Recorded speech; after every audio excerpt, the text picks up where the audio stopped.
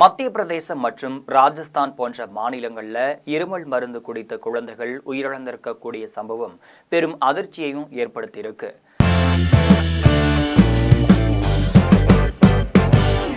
மத்திய பிரதேசத்தில் இருமல் காய்ச்சலுக்கு சிகிச்சைக்காக கொடுக்கப்பட்ட கோல்ட்ரீஃப் இருமல் சிறப்பு உட்கொண்ட குழந்தைகள் சிறுநீரக செயலிழப்பால உயிரிழந்திருக்காங்க.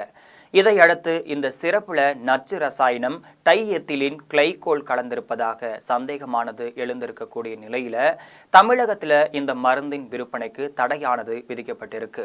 தமிழ்நாடு முழுவதுமே இருக்கக்கூடிய மருந்து கடைகள்ல இருக்கக்கூடிய இருப்புகளை சேகரித்து உற்பத்தியாளர்களின் காஞ்சிபுரம் தொழிற்சாலையில் இருக்கக்கூடிய பொருட்கள் கட்டுப்படுத்தி இருக்கின்றனர்.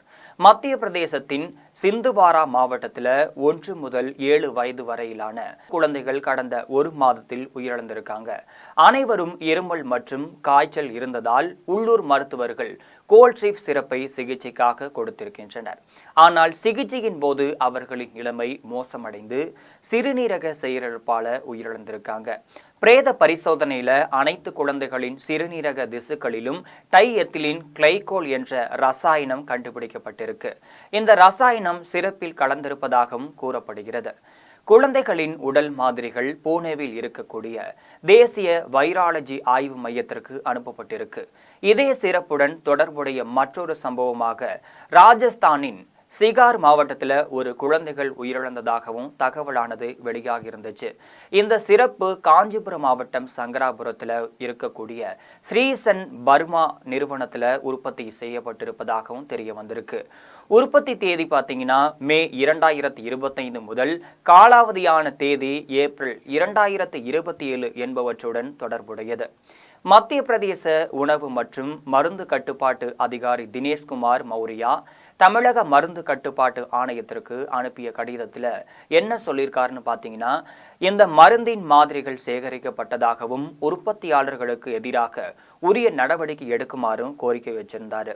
இதையடுத்து தமிழ்நாடு மருந்து கட்டுப்பாட்டுத்துறை துணை இயக்குனர் எஸ் குருபாரதி தமிழகத்தில் கோல்ட்ரீஃப் சிறப்பின் விற்பனைக்கு உடனடி தடையும் விதிச்சிருந்தார். மருந்து ஆய்வாளர்கள் அனைத்து மருந்து கடைகளையும் சோதித்து இருப்பு சிறப்புகளை சேகரிக்க உத்தரவிட்டிருந்தாங்க. அதை அடுத்த உத்தரவு வரும் வரை இந்த தடையானது தொடரும் என தெரிவிக்கப்பட்டிருந்துச்சு.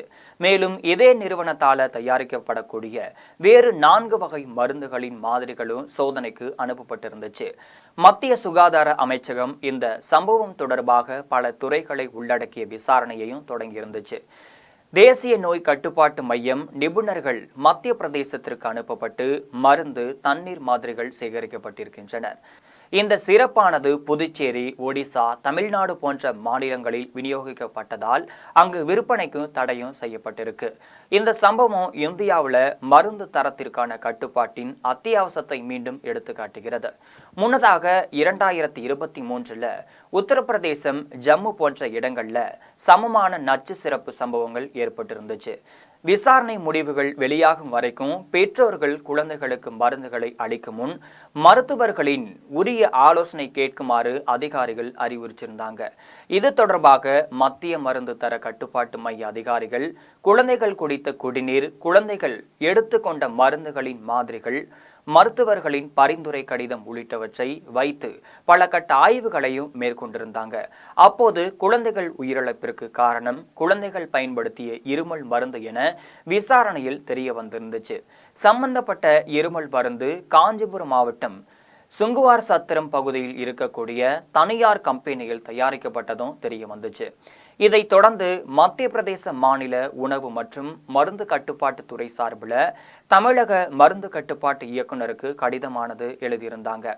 அந்த கடிதத்தில் என்ன சொல்லியிருந்தாங்கன்னு பார்த்தீங்கன்னா, சம்பந்தப்பட்ட மருந்து தயாரிப்பு கம்பெனி மீது நடவடிக்கை எடுக்கும் அதிகாரம் தமிழக அரசிற்கு இருப்பதால் உரிய நடவடிக்கை எடுக்க வேண்டும் என தெரிவிக்கப்பட்டிருந்துச்சு.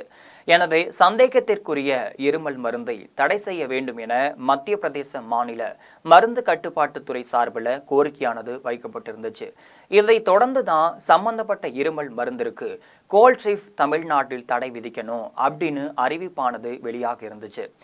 நவீன மருத்துவத்தில் பல்வேறு மருந்துகள் தயாரிக்கப்பட்டு வருகின்றனர். நவீன ஆங்கில மருத்துவத்தால் பல்வேறு நோய்களுக்கு உடனடியாக தீர்வும் கிடைத்து வருகின்றனர். ஆனால் இது தொடர்ந்தும் சில சமயங்கள்ல ஒரு சில தவறுகளால் எப்பொழுதாவது அரிதாக உயிரிழப்பு சம்பவங்கள் நடைபெறதான் வருகிறது. அந்த வகையில மத்திய பிரதேச மாநிலம் மற்றும் ராஜஸ்தான் மாநிலத்தில் இருமல் மருந்து குடித்து உடல்நல பாதிக்கப்பட்டு குழந்தைகள் உயிரிழந்த சம்பவம் பெரும் அதிர்ச்சியையும் ஏற்படுத்தியிருந்துச்சு.